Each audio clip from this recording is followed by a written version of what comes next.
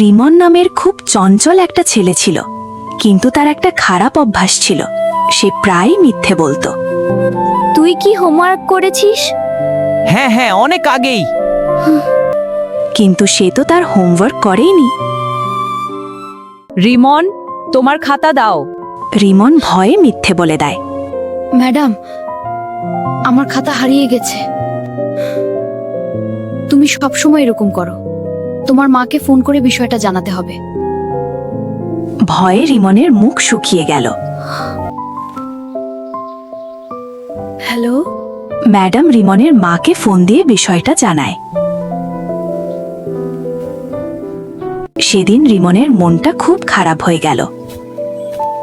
শোনো বাবা, আমাদের কখনো মিথ্যার আশ্রয় নেওয়া উচিত না। মিথ্যা একটা মানুষের সব ভালো গুণকে নষ্ট করে দেয়। কেউ আর তাকে বিশ্বাস করে না। আমি আমার ভুল বুঝতে পেরেছি। আমি আর কখনো মিথ্যা কথা বলবো না। এই তো আমার লক্ষ্মী বাবা। রিমন, তোমার খাতা দাও। এই নিন ম্যাডাম, আজকে আমি আমার হোমওয়ার্ক করে নিয়ে এসেছি। সবাই অবাক হয়ে যায়। হ্যাঁ বন্ধুরা, আমি বদলে গেছি। আমি আর মিথ্যা কথা বলবো না, আর লেখাপড়াও ফাঁকি দিব না। মিথ্যা সুন্দর না, এটা ধ্বংস বয়ে আনে।